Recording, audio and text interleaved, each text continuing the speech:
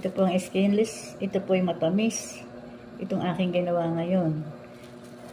Mataba po siya na punggok. Pero po ang timbang niya ay 200 grams. Kung bibili po kayo ng sariwang karne, ang presyo po 400. Ikakahalaga po siya ng 80 pesos.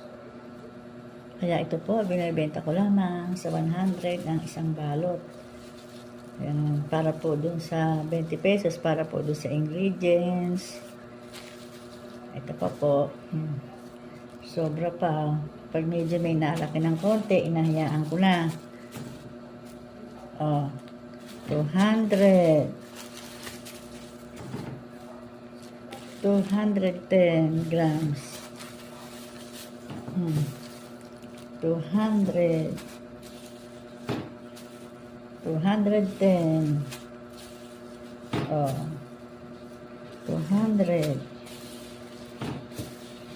210.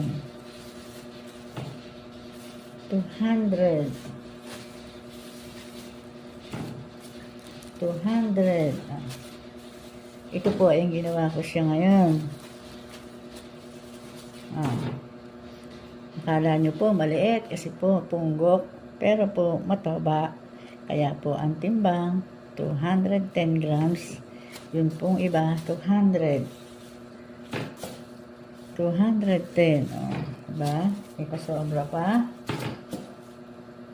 Sobra uli.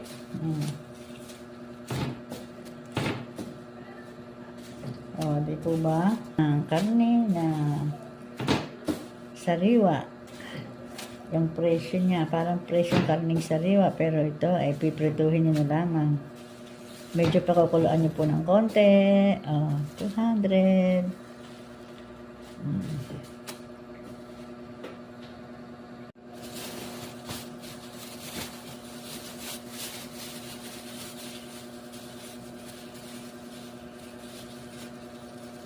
Ang gagawin nyo lamang pong luto dito, lalagyan nyo siya ng konting tubig.